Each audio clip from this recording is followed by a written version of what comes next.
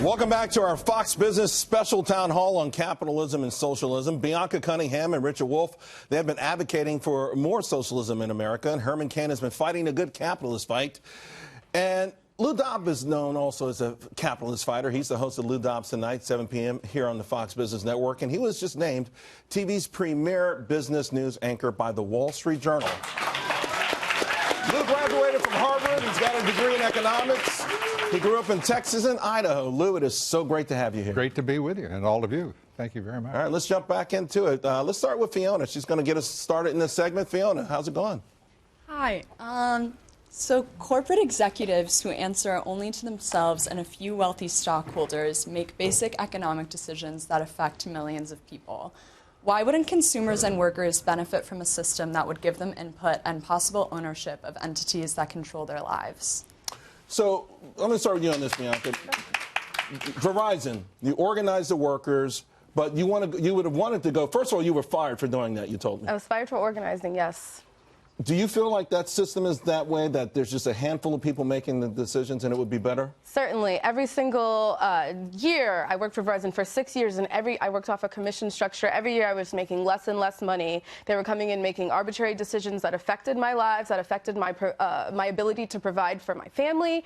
And we came together and organized to join a union to fight back. And we won better wages. We won better working conditions, because that's exactly the system that we're trying to move to. And the fact that people are retaliated against for using their right, for exercising their right to organize, is one of the problems that happens whenever a few people at the top are able to set the agenda in this country. Lou, on top of that, people are saying, hey, these people are paying themselves obscene amounts of money. Abigail Disney is railing against Disney CEO making $65 million a year when the average worker there is making $50,000. I think they're right. The fact of the matter is that CEO pay in this country is out of line. It is absolutely an anomaly within American history. And since 1993, when we made stock options reportable but not deductible, we've changed the metrics here. The worker, the employee, is watching management soar in compensation, while workers have just a disadvantaged part in that ratio. It should be much, much less than 500 to 1. Historically, the number is anywhere from 20 to 25 times as much. And that has to be addressed. Right. It should be addressed by the way, right, stakeholders, including the people who own the companies, that is, shareholders. The idea that it's an alignment between shareholders and management is just specious nonsense. Richard, you talked about everyone at these corporations having a voice, but would that actually work as well? Wouldn't it be chaos? You do need some precise decision-making. The most successful economy in Europe is Germany. And for the last 30 years, the German law has prescribed the following, which, if it shocks you, tells you something about the media that you're subject to in this country. The law in Germany is the following. Every corporation that has 2,000 or more workers must put 49% of the people on the board of directors elected by the workers. If you have less than 2,000, you have to have 25%. That puts a workers' representative on every board of directors, multiples. They are participating in the planning. They know what's being done unless secret efforts are made to go around them, which are proscribed in German law. Has it produced chaos in Germany? Not at all. Their recovery from the 2008 depression was much better than ours. They've even had the levels of unemployment. The notion that you could not have workers participating is canceled not by abstract discussions of theory, but by reality of what other capitalist countries have managed to do, but we're just far behind. Lou, is that going from one extreme to another? I'm sorry? Would that be going from one extreme to another? Well, I don't know that it's even the place that actually exists in Germany. In point of fact, they have extraordinary social costs that impede their economic growth. They have a mercantilist trade economy. They live in large measure on U.S. deficits and their surpluses as a result. Germany is not a model for economic growth, vitality, or innovation. It is a model for mercantilism and international trade. It is hardly a model, in my opinion, for a vibrant, progressive economy. Let me give you an example. One second. I want to get, we're running out of time, Richard, and we're going to get another question in. In fact, let's go to Michael. He's got the next question for our group. Michael. Can we recognize that there are human rights like education, health care, housing, food that should be available to everyone, not just to those who can afford them, recognizing that these exist as rights in this country, not in Cuba or Venezuela, only because people fought for them, for public education, for housing, for national parks, for public libraries, because socialists fought for them long and hard. Herman?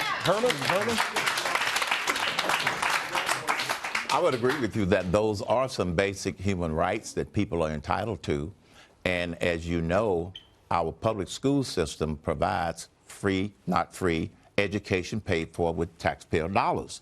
What some of the socialists want to do is to now move that up another level when at the same time,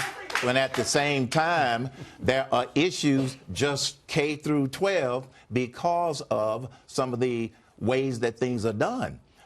Many people take their kids out of public schools because they see some of the inequities there.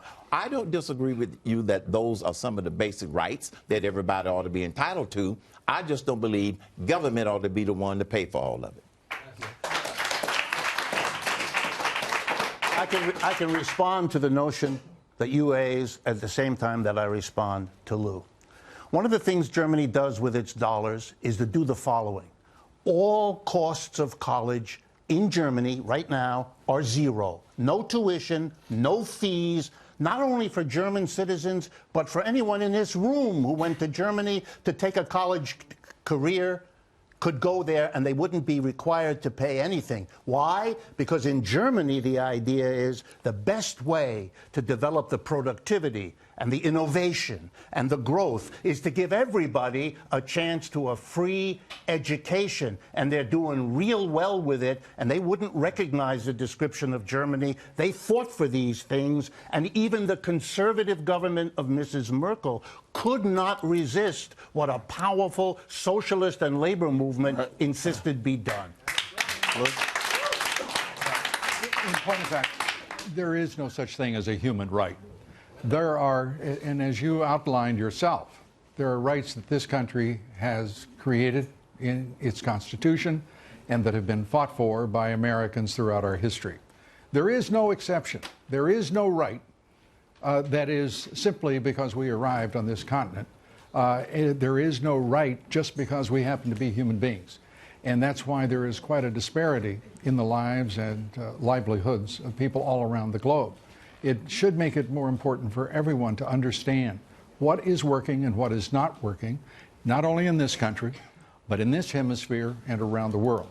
We know what isn't working, and that is socialism. There are rare exceptions.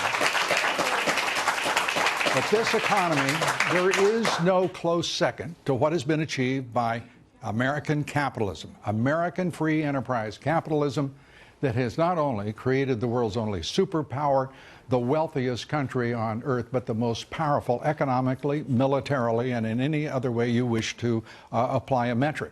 This is capitalism. It works. Then there is Venezuela. There is Cuba. And then there is China. And China, by the way, is a country America built. Not always rolling.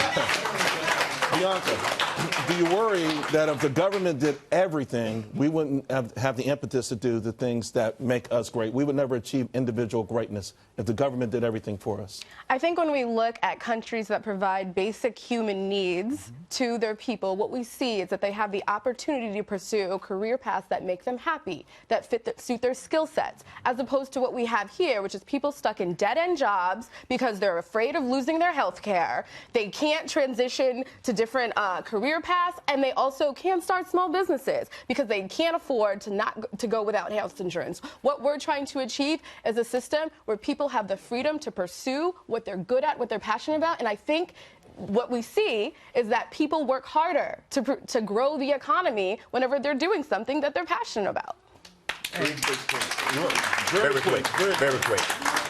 Number one, you never hear the socialists talk about costs, and they don't talk about risks. They never talk about costs, and they never talk about risks. Those are two words that does not appear in their narrative whatsoever anywhere. And even when somebody asks the question, what is it going to cost, they shifted the subject, and they want to ignore the fact that those things are unaffordable. Let me quote Milton Friedman for just one moment. And he said, and I think so aptly, I think the most brilliant economist of my generation, he said that those who want freedom and equality and make that a priority are likely to have neither. Those who would put equality above freedom will certainly lose freedom.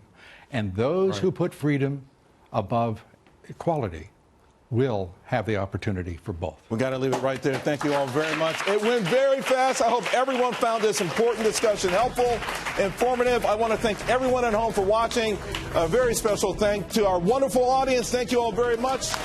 Of course, I want to say thank you. Richard Wolff, Bianca Cunningham, Herman Cain, Lou Dobbs, Kennedy from earlier, Neil Cavuto, and Stuart Varney.